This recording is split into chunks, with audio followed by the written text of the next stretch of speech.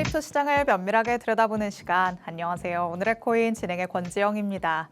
그래도 주말 동안에는 조금 계속해서 그 흐름을 잘 유지하나 보다라는 생각이 들었었는데 월요일이 시작되면서부터 변동성이 조금씩 커지고 있습니다.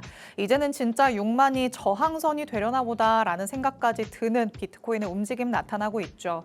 한 주를 또 조금 힘겹게 여는 듯한 모습이기 때문에 이 한 주 동안에 대비할 수 있는 전략을 어떻게 세워봐야 될지 오늘의 코인에서 꼭 한번 힌트 얻어가 보시기 바랍니다.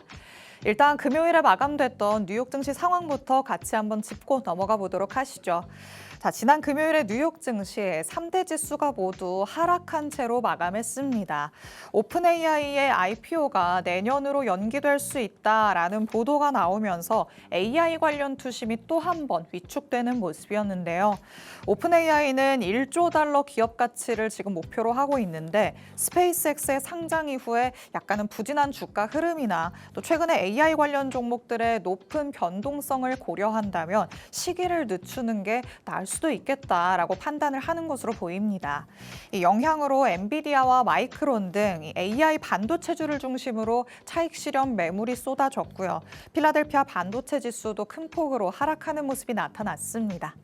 시장은 AI 성장성에 대한 장기 기대는 유지를 하겠지만 일단 단기적으로는 높은 밸류에이션 또 이 투자 심리가 둔화될 수 있다라고 내다보고 있으니까요. 뉴욕 증시도 어느 정도까지 휘청거림을 이어갈지 조금은 추이를 지켜봐야 될 것 같습니다. 자, 그럼 우리 시장 얘기로 넘어가 보도록 하겠습니다. 헤드라인부터 만나보도록 하시죠. 자, 일단 비트코인이 다시 한번 조금 출렁이는 모습을 보이기 때문에 어떤 악재에 직면해 있는지 살펴볼 거고요. 그리고 지금 시장 참여자들이 많이 기다리는 소식이죠. 클래리티법은 어떤 운명에 처해 있나 같이 한번 만나보겠습니다. 첫 번째 내용부터 열어보시죠. 자, 비트코인 현물 ETF에서 다시 한번 7거래일 연속해서 자금이 순유출되면서 기관의 매수세가 다시 약화되고 있습니다. 여기에 비트코인 6만 달러 선이 조금 무너지는 모습까지 나타나고 있는데 미국의 PC 물가가 높은 수준을 유지하면서 연준의 추가 긴축 가능성이 다시 부각되고 있고요. 달러 강세, 위험자산 회피 심리까지 겹치면서 시장 전반에는 매도 압력이 커져가는 듯한 모습입니다. 특히나 시장이 가장 주목하는 변수, 스트래티지의 재무 리스크라고 볼 수 있겠습니다. 최근 비트코인 매입 자금 조달에 활용을 했었던 우선주의 가격이 급락하면서 자금 조달에 부담이 커졌죠. 배당 재원 마련을 위해서 사상 처음으로 비트코인을 일부 매도했다는 점도 투자자들의 불안감을 키우는 요소가 됐습니다. 만약에 재무 부담이 지금처럼 계속될 경우에는 추가적인 비트코인 매도가 나올 수 있다라는 우려가 지금 시장에는 전반적으로 부담으로 작용하고 있는 듯한 모습입니다. 지금 시장은 ETF 자금 유출, 스트래티지 리스크, 여기에 연준의 긴축 우려까지 이렇게 삼중 악재에 직면했다라는 평가가 나오고 있습니다. 단기적으로 현물 ETF로 자금이 유입되거나 아니면 거래 대금이 회복되지 않는 한 비트코인의 추가적인 변동성 확대 가능성은 열어둬야 한다라는 분석들 나오고 있으니까요. 이제는 또 월말이기도 하죠. 월말에 나타날 수 있는 변동성까지 여러분이 유의를 조금 해보시는 게 좋을 것 같습니다. 자, 그럼 두 번째 내용으로 넘어가 보도록 하겠습니다. 자, 이번에는 클래리티 법안과 관련된 내용 다시 한번 짚어볼 텐데 미국 의회가 현재 독립기념일을 앞두고 조기 휴회에 들어가 있는 상황이죠. 클래리티 법안 처리를 위한 시간이 조금은 빠르게 줄어들고 있는 시점입니다. 우선 상원 그리고 하원 의원들은 오는 7월 13일에 휴회를 마치고 복귀할 예정인데요. 8월 초부터는 또다시 여름 휴회가 시작되다 보니까 사실상 법안 처리를 위한 입법 일정이 약 20일 정도밖에 여유가 없는 상황입니다. 현재 의회, 백악관 그리고 암호화폐 업계는 법안의 세부 조항을 놓고 막판 협상을 이어가고 있었던 상황입니다.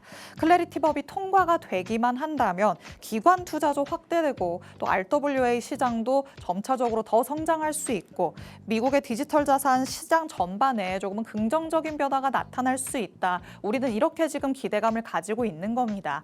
그렇기 때문에 클래리티 법안이 언제 통과가 되느냐, 이걸 못 빠지게 다들 기다리고 있는 상황인 거죠. 그런데 결국에는 7월 중에 이 약 20일 정도 되는 입법 일정 기간 동안 정치권이 핵심 쟁점을 얼마나 신속히 조율하느냐, 이게 지금 관건이 될 것 같습니다. 일단은 휴회가 끝나고 업데이트되는 소식들을 조금 더 지켜봐야 될 것 같으니까요. 저희 방송 통해서 그 관련된 내용들 같이 짚어나가 보시면 좋을 것 같습니다. 자, 이렇게 만나볼 수 있는 이슈 두 가지 살펴봤습니다. 이제 실시간 시장 분위기 확인해 보시죠. 자, 전일 이 시간 대비해서 코인들이 다시 한번 내림세를 겪고 있습니다. 말씀드렸다시피 주말 중에는 그래도 6만 달러 잘 회복하나라는 생각이 들었었는데 비트코인의 가격이 1.69% 하락하면서 6만 9천에 지금 아슬아슬하게 머물러 있는 모습이죠. 만약에 여기도 뚫고 내려가게 된다면 이제는 진짜 그 밑으로 더 열릴 가능성을 이번 주 중으로 우리가 열어둬야 될 것으로 보입니다. 그리고 이더리움도 마찬가지로 낙폭 1% 넘게 키우고 있는 상황입니다. 지난주에 봤을 때까지만 해도 그래도 1,600달러 선에서 말씀을 드렸었던 것 같거든요. 이제는 1,557달러 선까지 내려와 있는 모습 확인이 되고 있고요. XRP도 마찬가지로 1.03달러까지 내려와 있습니다. 1달러를 아슬아슬하게 지키고 있다라는 얘기들은 지속적으로 나오고 있죠. 그런데 솔라나가 오히려 메이저 코인들 사이에서는 조금 힘있게 지켜주는 모습입니다. 전일 이 시간 대비해서는 0.23%의 소폭이지만 상승하는 모습 나타나고 있고요. 지난주에는 65달러까지 내려갔습니다라고 말씀을 드렸었는데 70달러를 회복하는 모습이 나타납니다. 이렇게 메이저 코인 가운데에서도 약간은 희비가 엇갈리는 모습들이 나타나는 만큼 이 안에서 시장 안에서 시선이 어디로 옮겨가는지 여러분이 유심히 조금 더 지켜보시는 게 좋을 것 같습니다. 자, 그럼 이와 관련된 전략들 세워봐야겠죠. 전문가님과 돌아와서 세세하게 진단해 보도록 하겠습니다. 오늘의 코인 가자.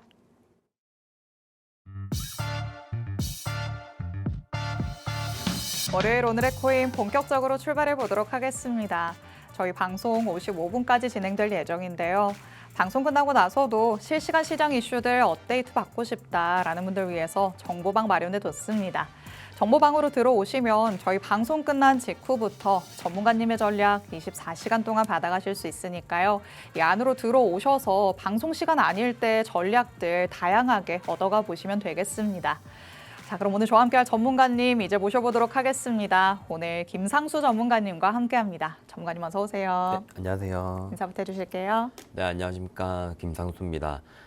지난주에는 일단은 시장에서 매도 압력이 좀 강하게 나온 것 같습니다. 매도 압력이 강하게 나왔을 때 누군가 매집을 하면서 거래량이 좀 살아나면서 시장에 좀 활기를 좀 띄는 좀 시장이지 않았나. 근데 그러면서도 신저점을 갱신한 코인들도 있었고, 단기적으로 이제 추세 저항에 돌파한 코인들도 있었지만 결국에 모두 다 제자리로 돌아왔습니다. 근데 지금 이 제자리로 돌아오지 않고 계속해서 추세를 이어가는 코인, 방송에서도 언급할 수도 있고 저희 정보방에서도 제가 언급을 해드릴 테니 많은 시청 부탁드리겠습니다.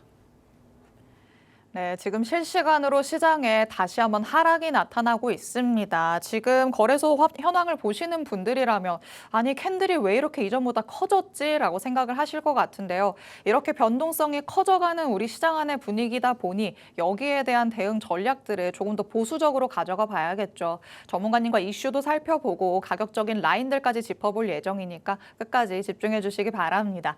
자, 그럼 일단 우리 시장에 어떤 얘기들이 나오고 있는지 이슈부터 체크해 보도록 하시죠.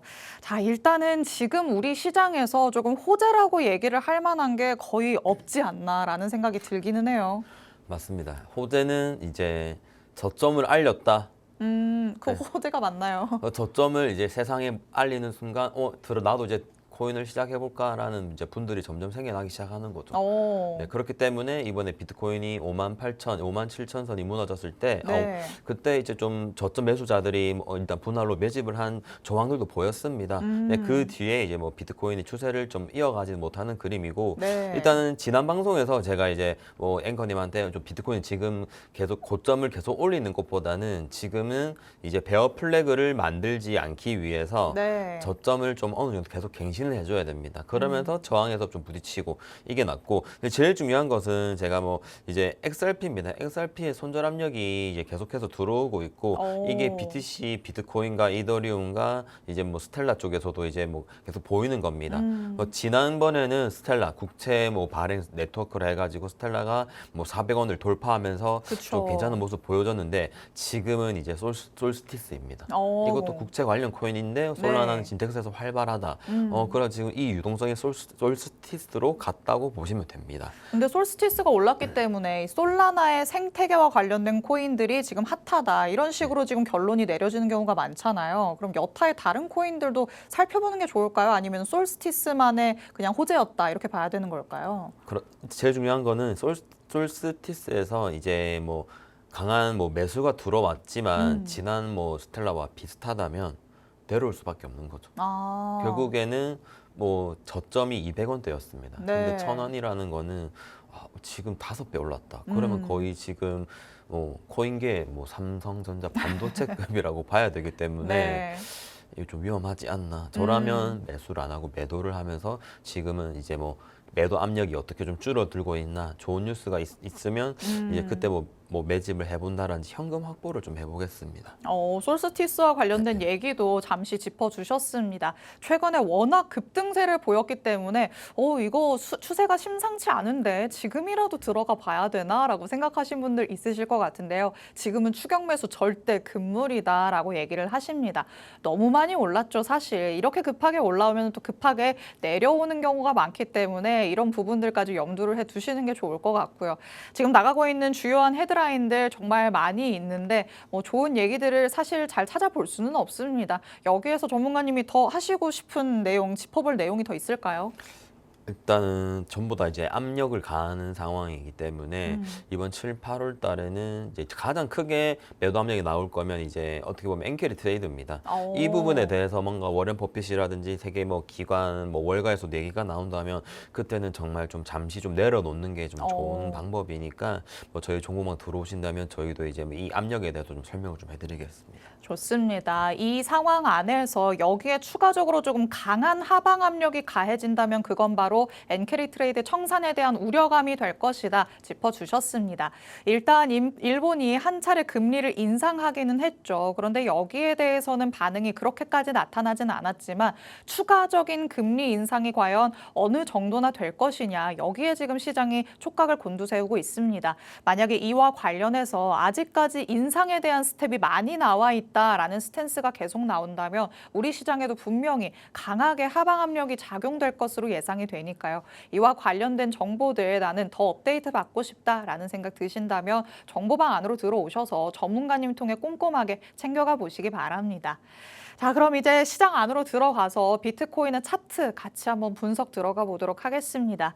자, 일단 지금 실시간으로 조금 하락의 폭이 갑자기 또 나오고 있잖아요. 네. 근데 뭐 하락이 나온다고 해서 이게 안 좋은 건가라는 생각은 또 전문가님 얘기 들으면 아닌 것 같기도 해요. 맞습니다. 일단은 이제 뭐 저도 지금 계속 이제 시세를 보고 있는데 59 라인을 좀 지켜주는 것 같습니다. 이거는 좀 이제 이번 주나 뭐 이제 요 며칠간의 이제 긍정적인 뭐 좀 조금의 모멘텀인 것이고 네. 일단은 비트코인 차트는 일단은 계속 옆에 보시면 베어 플래그가 나왔지 않습니까? 네. 지금 베어 플래그가 110일 동안의 박스권을 그리고 베어 플래그가 나왔고 지금도 이제 최근에 박스권인데 박스권 그리고 있지 않습니까? 이 박스권을 얼마나 좀 잘 그리냐에 따라서 이제 저희가 좀 불장을 기대해 봐도 되겠다. 아니야 이제는 팔고 또 기다려야 돼라는 이제 시그널을 보여주는 게 이 박스권입니다. 네. 근데 전과 다르게 전에는 이제 계속해서 베어 플래그 고점을 올리고 저점도 올리는 상황이었습니다. 근데 지금은 이제 저점이 내려가고 이제 고점도 낮아질 겁니다. 그러면 어떤 형태냐? 쐐기 형태입니다. 쐐기. 그러면 이제 좀 뭔가 이제 여기서는 이제 200일선을 뭔가 뚫으러 가는 이제 상승이 나올 것을 기대를 해야 되는 박스권이고, 네. 근데 이게 아니다. 좀 다른 패턴이 나온다. 그러면 이제 예를 들어서 뭐 65배에서 멈췄는데 갑자기 호재가 터져서 뭐 이제 70일 넘겼다. 그러면 이건 차트가 패턴이 좀 바뀐 거일 수도 있기 때문에 옆으로 갈 수도 있다. 횡보할 수도 있다 이 말입니다. 그러니까 우리가 110일 동안의 박스권을 어떻게 그렸고 이 위에서도 어떻게 그렸고 지금도 어떻게 그리는지 7, 8월 동안 한번 지켜보시는 게 제일 좋습니다. 근데 저는 일단은 쐐기를 바라보고 있습니다. 오. 저점을 더 깨고 고점은 좀 낮아지고 이것만 보인다면 좀 이제 70으로 간다. 아니면 이 일봉과 이 주봉의 이제 200일선을 이제 1년 만에 좀 돌파를 해야 될 것 같다라고 좀 봅니다. 그러면 일단은 지금 계속 200일선이 내려오고 있겠지만 이게 시간이 지나면 이제 한 74, 75K로 200일선의 시세도 낮아질 겁니다. 그렇죠. 그럼 이제 그때가 좀 기회라고 봐야죠. 그럼 지금 시점에서 놓고 봤을 때는 58에서 59 여기에 지지를 받고는 있지만 결국에 한 몇 주 동안의 추이를 살펴봤을 때는 더 내려가는 게 맞다. 전문가님이 이런 말씀이신 거죠. 맞습니다. 지금은 고점 직전에 고점을 뚫지 말아야 하고 저점은 더 깨지는 게 맞습니다. 오. 그러면서 이제 도미넌스가 왔다 갔다 하면서 이제 뭔가 좀 정리될 만한 알트들은 이제 좀 많기 때문에 여기서 이제 뭐 흔들리지 마시라는 좀 말씀을 드려봅니다. 일단. 좋습니다. 우리가 조금 더 한 수 앞을 내다보는 시각을 가져가 봐야 될 것 같습니다. 지금 당장에는 58에서 59 그래도 잘 지켜주네라는 생각이 드는 움직임이 나타나죠. 그런데 오히려 여기에서 자꾸 저점을 높이는 모습이 나타나면 여태까지 우리가 숱하게 당했었던 베어 플래그의 모습이 다시 한번 확인될 가능성이 열리는 겁니다. 오히려 밑으로 조금씩 내려가면서 하락 쐐기 형태가 만들어져야 그 다음에는 변동성이 위로 향할 수 있다. 전문가님이 이렇게 말씀해주고 있으신 거죠. 일단 이번 주까지는 이 자리가 잘 지켜질 수도 있겠으나 멀리 내다봤을 때는 조금 더 내려가는 게 더 낫다라고 의견을 주셨으니까 이런 부분들 참고하시면서 전략들 세워보시면 되겠습니다.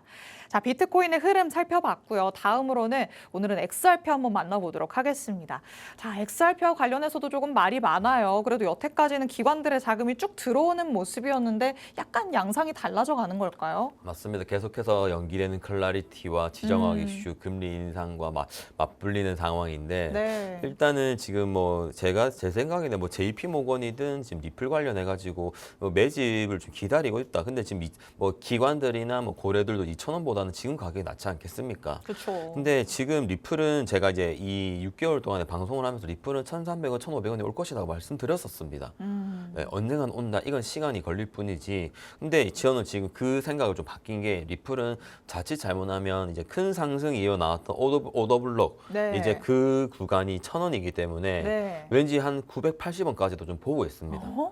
980원이요? 근데 이제 위험 자산입니다. 이 코인은 위험 자산이기 때문에 뭐 지금 뭐 저는 만약에 지금 1,500원이 깨진다. 저는 1,400원, 2,000원, 뭐 1,000원을 근처로 두고 한번 분할을 매집해보는 단계라고 좀 해보면 될 것 같고 그러니까 네. 지금 난 지금 당장 수익이 나야 돼. 그러면 리플 건드리면 안 됩니다. 다른 테마 코인으로 가야 되고 네. 이제 리플은 매집용이고 근데 매집용인데도 좀 불안불안한 상황들이 많이 나오는 게 위험 자산이고 코인 시장이기 때문에 리플보다는 뭐 이더리움이나 솔라나 비트코인이 낫지 않나라는 생각도 해보겠지만 네. 저도 옛날에 리플 홀더였던 점을 좀 고려해 본다면 이성적으로 생각해 보면 5,000원 고점이 5,000원이었습니다. 저점 그러면 위험 자산이기 때문에 네. 지금 너무 많이 내려와 있죠, 일단. 맞습니다. 어. 더 내려가는 게 맞지 않나 봅니다. 장기적으로 지금 뭐 금리 인하를 한다는 말도 없지 않습니까? 그렇죠. 그러면 금리 인상 그러면 좀 금리 인상 얘기가 나온 게 지금 한 달입니다. 그러면 좀 눌러질 수도 있다. 리플은 그러면 한 2,000원쯤 오면 한번 조금씩 물량을 조금씩 정리하는 것도 좋아 보인다라고 좀 보입니다. 전문가님의 목소리가 점점 매는 것 같습니다. 일단 XRP 하방으로 더 열어둬야 될 것 같다라고 얘기를 하시죠. 이제는 900원대까지 얘기를 하시니까 듣는 제가 심장이 조금 철렁했다라는 생각이 드는데요. 그만큼 XRP가 지금으로서는 메리트가 전혀 없다고 느껴진다는 얘기겠죠. 물론 매집에 들어간다면 메리트가 어느 정도 생기는 그런 구간에 진입을 했을 수는 있지만 있지만 아직까지는 밑으로도 많이 열려 있다는 점 가능성 열어두시면서 분할로 대응할 수 있는 전략들 꼭 챙겨가 보셔야 될 것 같습니다. 자, 그리고 오늘은 데이터를 한 가지 가져오셨습니다. 온체인 데이터 하나 살펴볼 텐데 현재 지금 비트코인을 놓고 봤을 때 거래소로 유입되는 양이 조금 많이 치솟는 것 같아요. 네, 맞습니다. 이거는 매도 압력입니다. 이제 장기로 보유하는 사람들도 많았지만 지금 코인이 좀 이제 저점을 찍었네라고 이제 비트코인을 한번 들어와 볼까 이렇게 해가지고 어떤 기관들, 뭐 개미들, 고래들, 그 중요한 고래들 마찬가지로 들어왔는데 지금 비트코인이 뭐 금리 인상을 한 다음에 뭐 마이크로스트레치가 뭐 잘하면 그쵸. 판다고 하네. 그러면 그걸 따라서 파는 사람들도 있고 그렇기 때문에 이제 숏텀 홀더라고 합니다. 그런 분들이 뭐 코인베이스라든지 아니면 크라켄, 바이낸스를 통해서 매도를 지금 하고 있는 상황이고 이게 지금 어떻게 보면 두 번째지 않습니까? 두 네. 번째. 그런데 지금 이 압력이 좀 더 커진다고 하면 뭐 57, 56까지도 좀 바라보겠지만 지금 확정적인 거는 이게 좀 그래도 전보다는 좀 줄어들었기 때문에 59에서 좀 지지가 나오는 거 맞습니다. 그래서 지금은 이제 뭐 숏홀덤 이제 뭐 해외 거래소에 이제 거래량이 얼마 되는지 지금 국내는 또 많이 줄었거든요. 네. 또 반토막 났습니다. 그렇죠. 거래량이 너무 안 들어오고 있기 때문에 지금 전부 다 해외에서 이제 다 뺏기고 있는 상황도 있고 그래서 지금 여러분들은 국내 거래소 거래량과 해외 거래소 거래량 한번 보시고 뭐 해외 거래소에서 어떤 게 또 있는지 정말 좀 궁금하시다면 저희 종목을 한번 입장해 보시길 바랍니다.